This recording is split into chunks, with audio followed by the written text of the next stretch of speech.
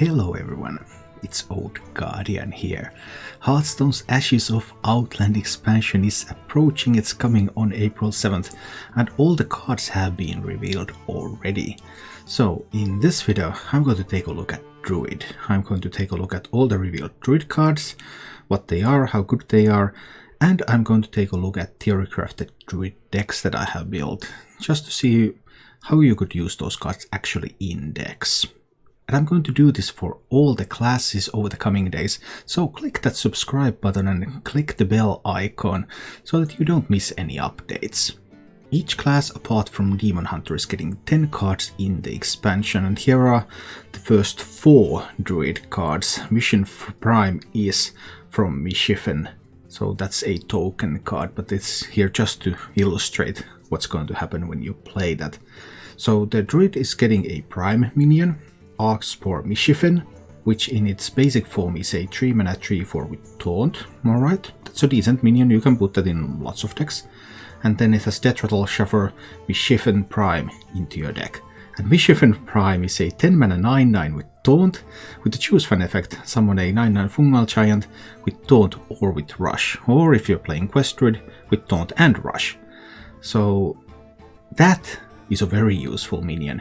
You want something that costs like 10 mana, you want it to do big things, and this does big things. It gives you 2 big Taunt minions, or it gives you a Taunt minion and a Rush minion. That's big things. That's exactly what you want from a very expensive card. Immediate effect on the board. So Archboar Mischiefin is probably the best Druid card that's coming. It's a phenomenal card. I think I'm going to put it in a lot of Druid decks. Really love that card. Then next up there's Marsh Hydra, a 7-mana 7/7 beast with Rush. After this attacks, add a random 8-cost minion to your hand. I like this card too. I think this card could go into something like an Embiggen Druid or Big Druid, some deck like this. And then it just comes out, it attacks people, it gives you more resources. In those sorts of decks you usually need more resources, so very good looking card, this one too. And then there is a pair of cards that could be used in some kind of combo decks, for example, the Imprisoned Satyr, 3-mana 3/3 demon, dormant for 2 turns. When this awakens, reduce the cost of a random minion in your hand by 5. So this is not as good as the Dream Petal Florist, which is now rotating out, but it's something. It can be used in some sort of combo decks. It might be used in some sort of big Druid decks too, although for those it can be a little bit slow, but some sort of combo enabler. And the same can be said of Germination, a 4-mana spell, summon a copy of a friendly minion, give it a copy Taunt. Summon a copy of a friendly minion, relevant for combo decks in particular. Give the copy Taunt, could be relevant for some kind of big Druid decks. So if you just have big minions and then you make copies of those, and those copies have Taunt, so they help to protect you. So while the Imprisoned Satyr is a little bit on the weak side, I believe, for combo decks, this is a reasonable selection of cards. However, then when we move on, we start to see this other thing that they're pushing for Druid, which is this sort of spell Druid. Just do lots of spell things. Isiel Windsinger, 9-mana 5/5, your spells cost 1, so it's like Aviana for spells. As long as Isiel is alive and on the board, all of your spells will cost 1. Then there's Overgrowth. Overgrowth actually could be used in like a big Druid to gain 2 empty mana crystals, 4-mana spell. Alright, and then these spell synergist things. Fungal Fortunes, draw 3 cards, discard any minions drawn. So the opposite of Mage's Book of Spectres. Then there's Glowfly Swarm. Summon a 2/2 Glowfly for each spell in your hand. Bock Beam, deal 3 damage to a minion, costs 0 if you have at least 7 mana crystals. And its counterpart Ironbark, 2 mana, give a minion +1/+3 and Taunt, costs 0 if you have at least 7 mana crystals. So Ironbark, Bock Beam, these could combine with like Kael'thas Sunstrider's free legendary, those giving out every 3rd spell you cast is free. But the thing about those is, what's the payoff? What's the payoff of playing all these spells? And Druid currently in standard format doesn't really have that payoff card. Like in Wild you play Innervate Kael'thas Ultimate Infestation. Yeah, that's a payoff card, but for these cards there just doesn't seem to be a compelling reason to play pure with spells. I don't see how playing pure with spells makes Druid good. So overall, there are some interesting cards coming for Druid, but I'm a little bit unimpressed, because the spell archetype that they're pushing, I don't see how you build that deck, I don't see how it becomes good. And then there's the Big Druid archetype, but Big Druid and then there's Demon Hunter that's in your face all the time coming. That is a combination that I just can't figure out how that Big Druid is going to defend itself effectively early on. So for both of the new archetypes that they're trying to push for Druid, I just can't figure out how you make them actually work. Which wouldn't be anything new. There are often pushed archetypes in this game that don't work. Or maybe I just couldn't figure it out. Anything's possible because we haven't been able to test the decks yet. But these don't seem too promising to me. However, some of the older Druid archetypes look like they can be adjusted for Ashes of Outland, and they have a chance to survive. The one that I would want to survive the most is Malygos Druid. I have always loved Malygos Druid. Malygos Druid is so much fun. Get Malygos cheap, play multiple Malygoses, pew pew pew to the face, kill people, boom, everything explodes. So much fun. But it's going to be harder now, because the Dreampetal Florist is going away.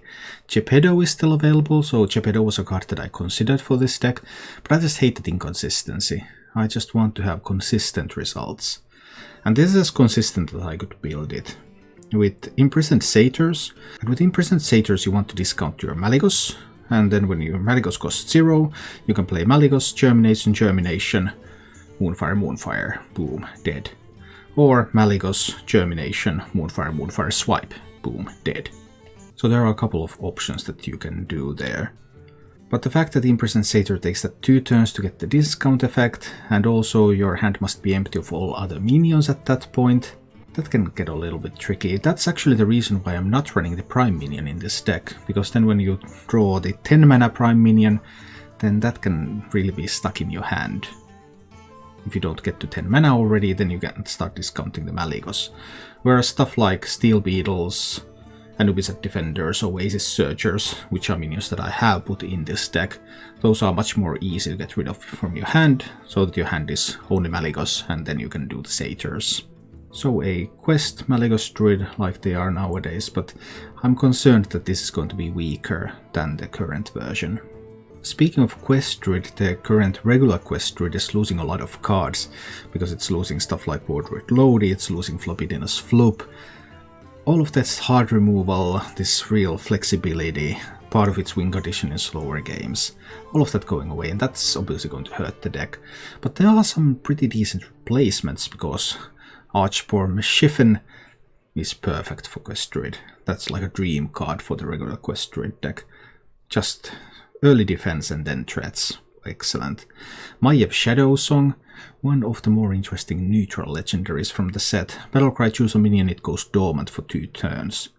Okay, so you might not have hard removal, but if you take something out for a couple of turns, maybe you just flood the board and kill people while it's dormant before it comes back. Because the deck had fewer win conditions for control matchups with Floopgan, I opted to go with King Faris, so that there would be both King Faris and Ysera Unleashed in the deck. So that then you have a couple of these big win conditions that you work towards. Life will be more difficult without hard removal, but Quest Druid still has a bunch of pretty nice tools. Then there's Embiggen Druid. I really see 2 paths that this archetype can take. It can remain an Embiggen Druid like here, so the key cards are Embiggen, Strength in Numbers, and Breath of Dreams. You make your stuff bigger in the deck, you get that Strength in Numbers so that you're going to pull something from your deck pretty soon, and you have that ramp and additional card draw. And this would be like the minimum change version. So you would run Archboar Meshiffen in this one too. Did I mention that that card is pretty good? It's pretty good. So then you have that as an early defensive tool, and then you can also get it later on again in its big form. And I would put in the Marsh Hydras into this, because then that's a rush minion. Rush and Taunt are important characteristics for this archetype.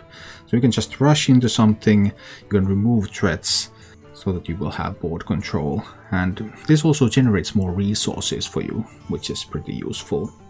I was really trying to think about how to do this, because this is one option. The other option would be to put in stuff like Overgrowth, so that you would have some ramp. Put in stuff like Scrapyard Colossus. I just couldn't fit in the Scrapyard Colossus into this, but maybe there should have been a way. I couldn't figure it out, but there might be a way to fit that in. That's, by the way, a pretty sweet neutral card from the new expansion. So it's either going with the Embiggen and going with this sort of slightly less expensive minion package that then becomes bigger, or then it's going for more ramp, maybe no Embiggen, perhaps just Strength in Numbers and Breath of Dreams. You would still want that Breath of Dreams though, so you would still need a few dragons in the deck. Quite a few actually, like 7 or so to activate it reliably. And ultimately it was the number of dragons needed to activate the Breath of Dreams reliably on turn 2 that persuaded me to remain within this Embiggen archetype, instead of going for Big Druid, because I just don't see how Big Druid survives the early game, but that's definitely an archetype that I thought about a lot, but I could not get a functional list together. And finally there is Token Druid. Token Druid is something that seems quite natural fit right now for building a pure spell druid, if you were to do that, because of the Glowfly Swarm. Summon a 2/2 Glowfly for each spell in your hand. Pretty useful spell in fact. But I felt that the pure spell approach was too weak, and it's better to just put a little bit higher spell count overall in a regular Token Druid shell and play it as a Token Druid. So then maybe your Glowfly Swarm isn't quite bringing you as many minions as otherwise, but it's still going to bring you enough. The majority of the cards in this deck are still spells. And then you can fit in stuff like Archboar Mischiefin. Did I mention that that card is pretty good? I just put it everywhere. And then you can put in stuff like Maiev Shadowsong, which can get rid of taunts and it can buy you some time to build up boards. And you can still use all of these treant synergies very effectively, and you can use Goro the Might Tree very effectively. So I believe this sort of approach is better than going for pure spell approach. Those 4 were all the druid decks I have for you right now. There was an opportunity to try to build something like this but with pure spells, and there was an opportunity to try to build a big druid. But for both of those I just couldn't find the right list. Nothing felt good to me. We'll have to see once we get to play this thing. So there are a couple of potential archetypes for druid. But overall it doesn't look like druid got a ton in the expansion. There should still be some playable druid decks around after April 7th. Remember, I'm going to go through every class, so next one will be coming shortly. Thank you for watching. If you enjoyed the show, please click the like button and subscribe to my channel for more.